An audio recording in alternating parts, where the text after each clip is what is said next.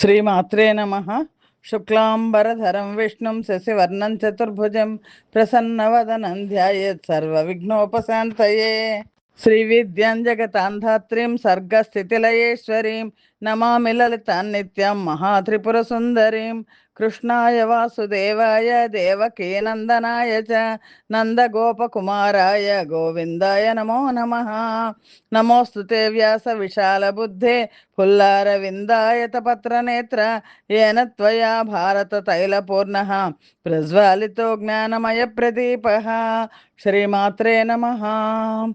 వ్యాస భగవానుడు మనకు ప్రసాదించిన శ్రీదేవి భాగవత పురాణాన్ని ఆచార్య బేతవోలు రామబ్రహ్మం గారు తెనుగు చేశారు. ఆ పురాణ గ్రంథాన్ని చదువుతున్నాం. నైమిసారణ్యంలో సౌనకాది మహర్షులకు దేవీ భాగవత గాథలను సూత మహాముని తెలియచేస్తున్నారు. జనమేజయుడికి దేవీ మహాత్మ్యాన్ని వ్యాస భగవానుడు తెలియచేస్తున్నాడు. అమ్మవారు అవతరించింది, దేవతలందరూ కూడా ప్రార్థించారు, మహిషాసురుడి దురాగతాల గురించి చెప్పారు. అమ్మవారు నేను మహిషాసురుడిని ఓడిస్తాను అని ప్రమాణం చేసింది. మహిషాసురుడి మంత్రులు అమ్మవారిని చూసి రాయబారాలు నడిపారు. చివరికి మహిషాసురుడి మంత్రులు అందరూ కలిసి ఈవిడ సామాన్యురాలు కాదు, ఆవిడతో యుద్ధమే తక్షణం చేయాల్సింది అని చెప్పి నిర్ణయించారు.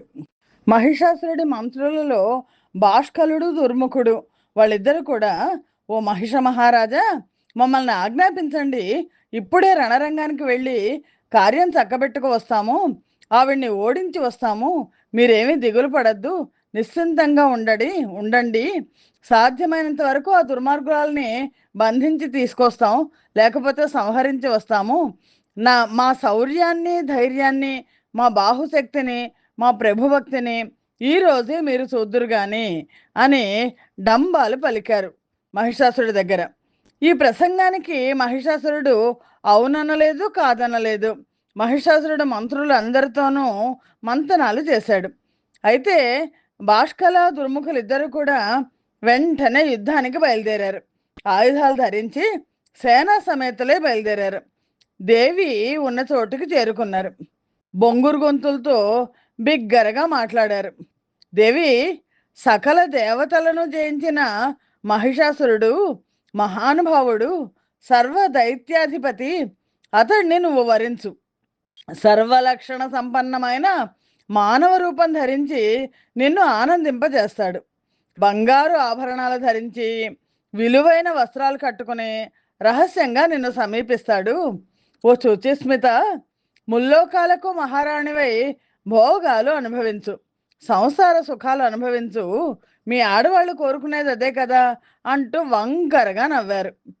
అమ్మవారికి ఈ బుద్ధిహీనుల మీద, బాష్కల దుర్ముఖుల మీద జాలేసింది.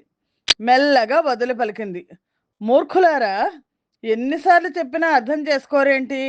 మహిషాసురుణ్ణి సంహరించడానికి నేను వచ్చాను, వాడిని నేను వరించడం ఏంటి? ఏ స్త్రీ అయినా తనకంటే గొప్పవాడిని పతిగా కోరుకుంటుంది. ఎంత కామాతురైనా ఒక పశువును భర్తగా స్వీకరిస్తుందా? పశువులలోకెల్లా అధమాధమం ఒక మహిషం. ఒక దేవరూపిణి ఒక దున్నపోతును వరించడమా? పోండి, వెళ్ళి మీ ప్రభువుకి వెంటనే చెప్పండి, యుద్ధానికైనా రమ్మనండి, పాతాళానికైనా పారిపోమ్మనండి. యుద్ధమే జరిగితే దేవేంద్రుడు లాభం పొందినట్లు. మహిషాసురుణ్ణి చంపి కానీ నేను తిరిగి వెళ్ళను. నా నుంచి తప్పించుకునే మార్గం కూడా మీకు లేదు. భూలోకంలో కానీ దేవలోకంలో కానీ మీకు 4 అంగుళాల నేల కూడా లేదు. ఎక్కడ తప్పించుకుంటారు? ఎలా తప్పించుకుంటారు? పాతాళానికి పారిపోతారా, యమలోకానికి ప్రయాణం అవుతారా? నిర్ణయించుకోమని మీ మూర్ఖుడు మీ మహారాజుకు చెప్పండి, పోండి అని అమ్మవారు గట్టిగా హుంకరించింది. బాష్కలుడు దుర్ముఖుడు ఇద్దరు అదిరిపడ్డారు. అయినా గుండెలు చెక్కబట్టుకున్నారు, ధనస్సులు ఎక్కుపెట్టారు, బాణ వృష్టి కురిపించారు. మహాదేవి జవాబుగా శరవర్షం కురిపించింది. దేవకార్య సిద్ధి కోసం ఒక మధుర ధ్వని చేసి మొదటి బాణం వేసింది. బాష్కలుడు ముందుకొచ్చి యుద్ధం సాగించాడు. దుర్ముఖుడు ప్రేక్షకుడుగా నిలబడ్డాడు. అమ్మవారు ఒక మోస్తరుగా యుద్ధం చేస్తుంటే, ఓ సింతేనా అన్నట్టు భాస్కరుడు పేటరేగిపోయాడు. గద, ఖడ్గం, పరిఘాది వివిధ ఆయుధాలను పుంఖానుపుంఖాలుగా ప్రయోగించాడు. ఈ యుద్ధ దుర్మధుడు వీడు అని మహాదేవి గ్రహించింది. క్రుద్ధురాలైంది. 5 తీవ్ర విశిఖాలను ఒకేసారి సంధించి విడిచిపెట్టింది. వాడు 10 బాణాలతో వాటిని ఖండించి మరో 10 బాణాలు సింహవాహనం మీదకి విడిచిపెట్టాడు. అమ్మవారు 10 బాణాలతో వాడిని ఖండించి అర్ధచంద్రాకార బాణంతో వాడి ధనస్సును విరగ్గొట్టింది. వెంటనే భాస్కరుడు గదను ధరించి రివ్వు రివ్వును తిప్పుతూ అమ్మవారి వైపు లంఘించాడు. మహాదేవి తాను కూడా గదను చేపట్టి గురి చూసి విసిరింది. అది వాడి తలకు తగిలింది. మూర్చిపోయి నేల మీద పడ్డాడు. క్షణంలో తేరుకుని గదనిసిరాడు. దానిని దారిలో తుత్తునియలు చేసి త్రిశూలంతో వాడి వక్షస్థలం మీద అమ్మవారు బలంగా పొడిచింది.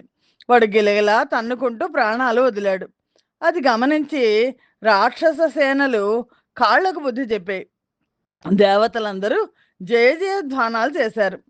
మరుక్షణంలో ఎప్పుడైతే భాస్కరుడు మరణించాడో దుర్ముఖుడు సిద్ధమయ్యాడు. వాడి కళ్ళు చింతనిప్పుల్లాగా ఎర్రగా ఉన్నాయి. అబల నిలు నిలు అంటూ రథం మీద తరలొచ్చాడు. కవచం ధరించి వచ్చాడు. వాడిని చూస్తూనే జగన్మాత శంఖం పూరించింది. దుర్ముఖుడి కోపాన్ని మరింత రెచ్చగొడుతూ ధనుష్టంకారం చేసింది. ఒకరి మీద ఒకరు శరవర్షం కురిపించుకున్నారు. ముసల, తోమర, శక్తి ప్రభృతి మహా ఆయుధాలను ప్రయోగించారు. యుద్ధం తీవ్ర రూపం ధరించింది. రాక్షస వీరుల రక్తం రణరంగంలో ప్రవాహాలు కట్టింది. శిరస్సులు ఆ రక్త నదుల్లో తేలి ఆడుతున్నాయి.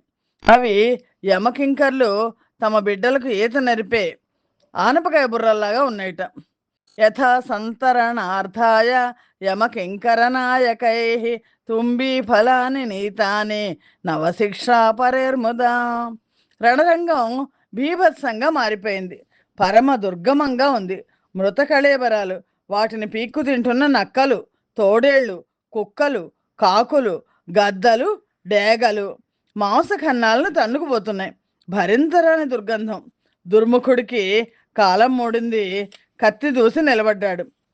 అబలా, చివరిసారిగా చెప్తున్నాను, ప్రాణాలు విడుస్తావో మహిషుడిని వరిస్తావో తేల్చుకో అని అరిచాడు. మూర్ఖుడా, నీ పని అయిపోయింది. ఇవే నీకు చివరి క్షణాలు, ఇవే తుది పలుకులు. భాస్కరుణ్ణి కలుసుకో అంటే మహాదేవి పొడవాటి కత్తితో వాడి తల తరిగేసింది. వాడి శరీరం నేల కొరిగిపోయింది. బురదలో పడ్డ చప్పుడైంది. దేవతల జయ జయధ్వానాలు, రాక్షసుల హాహాకారాలు మిన్నుముట్టాయి. ఆకాశం నుంచి పుష్పవృష్టి కురిసింది. ఋషులు, తపస్సులు మహాదేవిని స్తుతించారు. మహిషాసురుడికి వర్తమానం అందింది. క్రోధమూర్ఛితుడయ్యాడు. ఏమయ్యింది ఏమయ్యింది అంటూ అంగలార్చాడు. దానవులారా చూసారా, ఒక ఆడది భాష్కల దుర్ముఖులను సంహరించింది. ఆశ్చర్యం ఆశ్చర్యం. దైవ చేష్టితాలు ఇలాగే ఉంటాయి. కాలమే బలీయం. సుఖ దుఃఖాలకు అదే కర్త. జీవులు పరతంత్రులు చేసుకున్న పుణ్యపాపాలను బట్టి వాటిని అనుభవిస్తూ ఉంటారు. కాలో హి బలవాన్ కర్త సతతం సుఖ దుఃఖయో నరాణం పరతంత్రాణం పుణ్యపాపానుయోగత. మహాబలవంతులు, మహాసాహసులు, భాష్కల దుర్ముఖులు మనకి కలియరు. ఇప్పుడు ఏం చేద్దాం చెప్పండి? ఈ సంకట పరిస్థితిలో అంతా కలిసి ఆలోచించి చెప్పండి అని మహిషుడు అభ్యర్థించాడు. సేనాధిపతి శిక్షరుడు ప్రభువుకు నమస్కారం చేసి నిలబడ్డాడు. మహారాజా, ఒక స్త్రీని చంపడానికి ఇంత ఆలోచన ఏంటి? నేను వెళ్తున్నాను అంటూ మహాసైన్య సమేతుడై బయలుదేరాడు. అల్లంత దూరంలో చిక్షురుణ్ణి చూసిన మహాదేవి కోప సంరక్త లోచన అయింది. శంఖం పూరించింది. ధనుష్టంకారం చేసింది. మంగళ సూచకంగా ఘంటానాదం చేసింది. 3 రకాల ధ్వని సంపటికి రాక్షసుల గుండెలు పగిలిపోయాయి. చాలా మంది అసువులు బాశారు. కొందరు పలాయనం చిత్తగించారు. అమ్మవారి రాక్షసులతో చేస్తున్న ఈ యుద్ధం అంతా కూడా అమ్మవారి లీల. పారిపోతున్న సైనికుల్ని చూసి చిక్షురుడు మండిపడ్డాడు. పిరికి బందల్లారా, పారిపోతారేంటి? నిలబడండి నిలబడండి. మీ భయాన్ని క్షణంలో పోగొడతాను. మదగర్వంతో విర్రవీగుతున్న ఈ అమ్మాయిని ఇప్పుడే ఈ నిమిషంలోనే సంహరిస్తాను. మీరు చూస్తూ ఉండండి చాలు. యుద్ధం చెయ్యక్కర్లేదు, నిలబడండి అంటూ ఉత్సాహపరిచి ధైర్యం చెప్పి వాళ్ళందరినీ నిలబెట్టాడు. తాళవృక్షం లాంటి ధనస్సును ఎక్కుపెట్టి మహాదేవి ముందు నిలబడ్డాడు. సగర్వంగా, ధిక్కారంగా వీరాలాపాలు చేశాడు. విశాలాక్షి, ఎందుకు ఊరికే గర్జిస్తున్నావు? నీ గర్జనలకు భయపడేందుకు మేమేమీ మానవులం కాదు, మేం దానవులం. నేను అసలు భయపడను. దానవ సేనాధిపతిని, చిక్షురుణ్ణి. నీ చేష్టలు, నీ మాటలు అన్నీ తెలుసుకున్నాను. ఈపాటికే నేను సంహరించుందును. స్త్రీవధ అపకీర్తి అని, నింద్యమని ఆలోచించి కాసేపు ఉపేక్షిస్తున్నాను. అది కాక నీ వంటి సుందరిమణులు కటాక్షాలతో యుద్ధం చేయాలి, హావభావాలతో కలహించాలి, అంతేకాని శస్త్రాస్త్రాలతోనా? ఇది ఎక్కడా నేను ఎరగను. మాలతీ సుమదళం సోకినా కందిపోతావు అనిపిస్తోంది. నీ మీద పువ్వులే విసరకూడదనుకుంటే ఇంకా బాణాలు ఎలా వేయను? నువ్వైనా ఈ కఠినమైన బరువైన ఆయుధాలు అసలు ఎలా ధరిస్తున్నావు? చాలా ఆశ్చర్యంగా ఉందే. శిక్షురుడు అంటున్నాడు. నువ్వే కాదు, మానవులందరూ ఇంతే. శరీరాన్ని ఎంతో ప్రేమగా చూసుకుంటారు. సుగంధ పరిమళాలతో, తైల అభ్యంగన స్నానాలతో, షడ్రసోపేస భోజనాలతో అందంగా పోషించుకుంటారు. చివరికి క్షాత్రధర్మం అంటూ రణరంగానికి దిగి శస్త్రాస్త్రాలకు ఎర చేసుకుంటారు. ఇదేం అజ్ఞానమో! శరీరాన్ని గాయపరుచుకుని రాజ్యం పొందుతారు. ఎందుకు ఆ రాజ్య సంపద? ముందు దుఃఖాన్ని కలిగించి ఆ తర్వాత సుఖాలను పంచిపెడుతుందా? ఎంత అజ్ఞానం! శరీరం ముక్కలయ్యాక ఆ సుఖాలు ఏమి ఆనందాన్ని ఇస్తాయి అని ఆ చిక్షురుడు అంటున్నాడు. సుందరాంగి, నువ్వు కూడా అజ్ఞానంలో ఉన్నావు, అందుకే యుద్ధం కోరుకుంటున్నావు. సంభోగ సుఖాలను విడిచిపెట్టి వచ్చావు. సంగ్రామంలో ఏం ఆనందం ఉంది? ఖడ్గ ప్రహారాలు, గదాఘాతాలు, బాణక్షతాలు, కడపటికి మరణం. అటు పైన కళేబరానికి సంస్కారం ఏంటో తెలుసా? నక్కలిపి ఎక్కువ తింటాయి. దీన్నే చాలా గొప్పగా ప్రశంసించి కీర్తిస్తారు మహాకవులు. వట్టి ధూర్తులు రణరంగంలో మడప మడమ తిప్పకుండా పోరాడుతూ మరణిస్తే స్వర్గం లభిస్తుందట. ఎంత తీయని అబద్ధం! రమణిమణి, నీకెందుకు వచ్చిన శ్రమ? కానీ రంగం నుంచి వెళ్ళిపో. నీ మనస్సు ఎక్కడ ఆనందిస్తుందో అక్కడ విహరించు. లేదా సురమర్ధనుడు అయిన మహావీరుడు మహిషాసురుణ్ణి సేవించు. ఈ ప్రసంగం జగదంబిక కోపానికి ఆజ్యం పోసింది. అమ్మవారి కోపమైన, లాస్యమైన ఈ రెండు కూడా లీలలే. ఇంకా ఆపమన్నట్టు హుంకరించింది. ఒరి చిక్షురా, మహాపండితుల్లాగా, బుద్ధిమంతుల్లాగా ప్రసంగం చేస్తున్నావే, అసత్యాలు ఆపి. నీకు నీతి శాస్త్రం తెలుసా? తర్కం చదివావా? పెద్దలను సేవించావా? ధర్మం పట్ల గౌరవం ఉందా? మూర్ఖులను మెచ్చుకుంటూ మూర్ఖులతో మెప్పులు పొందుతూ కాలం గడిపిన మహామూర్ఖుడివి నువ్వు. నీతులు మాట్లాడతావేంటి? రాజధర్మం గురించి నీకేం తెలుసు? ఇంకాపు. నీ ప్రసంగాలు వినడానికి మేము సిద్ధంగా లేము. నేను ఎందుకు వచ్చానో చెప్పనా? ఇంకోసారి స్పష్టంగా చెప్తున్నాను, విను. రణరంగంలో మహిషాసురుణ్ణి సంహరించి వాడి రక్తంతో నేలను పదును చేసి యశస్తంభాన్ని స్థిరంగా నాటి సుఖంగా వెనుదిరుగుతాను. సంగ్రామే మహిషం హత్వా కృత్వా రుధిరకర్ధమం యశస్తంభం స్థిరం కృత్వా గమిష్యామి యథా సుఖం. దేవతలను పీడించిన ఆ మదగర్వితుడిని శిక్షించడమే నా కర్తవ్యం. అతడి అనుచరులైన మీకు అదే గతి పట్టిస్తాను. అందరినీ పరమారుస్తాను. మహాదేవి ఇలా తన నిశ్చయాన్ని ప్రకటించేసరికి చిక్షురుడు క్రోధంతో హుంకరించాడు. శరవర్షం కురిపించాడు. వాడు వేసిన అన్ని బాణాలను జగన్మాత ఖండించింది. త్రాచుపాముల్లాంటి బాణాలను ప్రయోగించింది. వాడు చెక్కు చెదరలేదు. అమ్మవారు ఉగ్రరూపం ధరించింది. గదతో మోది రథం నుండి పడగొట్టింది. అయినా వాడు తట్టుకున్నాడు. క్షణకాలం రథంలో మూర్చిపోయాడు.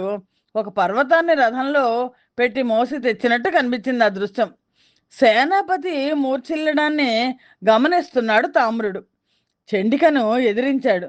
వాడిని అల్లంత దూరంలోనే గుర్తించిన అంబిక గట్టిగా పరిహసించింది.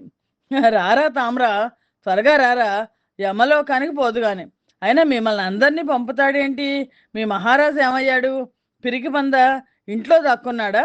ప్రాణాలు దక్కించుకోవడానికి ఏవైనా ప్రయత్నాలు చేస్తున్నాడా? మిమ్మల్ని చంపి ఏం లాభం?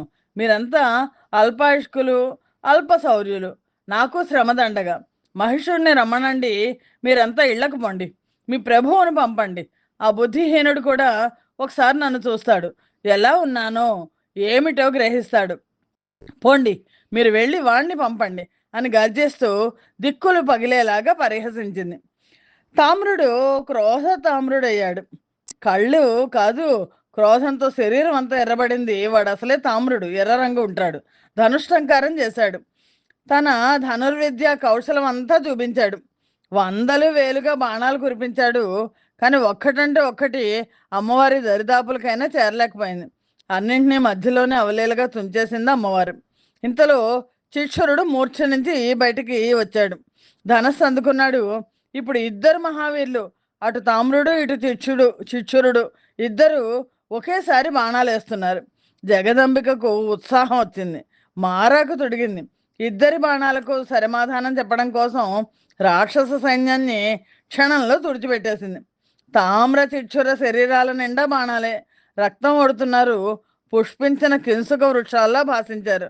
దేవతలు, మహర్షులు ఆశ్చర్యంగా నిలబడి చూస్తున్నారు. దేవతలకి ఆశ్చర్యం కలిగించడానికి అమ్మవారు ఇలా యుద్ధం చేస్తోంది. తామ్రుడు ఓపికంతా కూడా తీసుకొని తన గదతో అమ్మవారి సింహవాహనం శిరస్సు మీద కొట్టాడు. విజయ గర్వంతో వికటాట్టహాసం చేసి గంతులేశాడు. సింహానికి కళ్ళు ఎర్రబడ్డాయి. బాధతో మూలిగింది. అమ్మవారికి పట్టరాని కోపం వచ్చింది. తళతళలాడుతున్న దీర్ఘాసిని చూసి దూసి రెప్పపాటు కాలంలో తామ్రుడి శిరస్సును నేలకొల్చింది. వాడి మొండెం క్షణకాలం అలాగే గంతులు వేస్తూ బొంగరంలా గిరగిరా తిరిగి ఒక్కసారిగా ఎగిరిపడింది. దభీమన్న శబ్దం దిగ్దంతాలకు వ్యాపించింది. కొండలు కోనలు మారుమ్రోగాయి. శిక్షరుడు ఒళ్ళు తెలియని ఆవేశంతో కేకలేస్తూ కత్తి దూసి అమ్మవారి వైపు పరుగు పరుగున వస్తున్నాడు. మహాదేవి ఒకేసారి 5 బాణాలు సంధించి విడిచిపెట్టింది. ఒక బాణం వెళ్ళి వాడి ఖడ్గాన్ని ఎగరేసుకుపోయింది. దాని వెనకనే మరో శరం వెళ్ళి చేతిని తన్నుకుపోయింది. తక్కిన 3 బాణాలు ఒకేసారి వాడి శిరస్సును తుంచుకుపోయాయి. శిరస్సు లేని మొండెం మరొక్క క్షణం పాటు పరుగు పరుగు సాగించి ముందుకు ఒరిగిపోయింది. అమరుల జయ జయధ్వానాలు, మహర్షుల మంగళాశీస్సులు, గంధర్వుల జయగీతికలు ఒక్కసారిగా దశ దిశలకు వ్యాపించాయి. హతశేషులైన రాక్షస వీరులు హాహాకారాలు చేస్తూ పరుగు పెట్టారు, వెనక్కి పరిగెత్తారు. అలాగా తామ్రుడిని చిక్షురుడిని సంహరించింది అమ్మవారు. తర్వాత ఏం జరిగింది అనేది తర్వాత సంచికలో చూద్దాం. స్వస్తి ప్రజాభ్య పరిపాలయంతాం న్యాయేన మార్గేణ మహిమహేషాః గోబ్రాహ్మణేభ్య శుభమస్తు నిత్యం. లోకా సమస్తా సుఖినో భవంతు. శ్రీమాత్రే నమః. యదక్షర పదభ్రష్టం మాత్రహీనంతే యద్భవేత్ తత్సర్వం క్షమ్యతాం దేవి నారాయణి నమోస్తుతే. శ్రీమాత్రే నమః.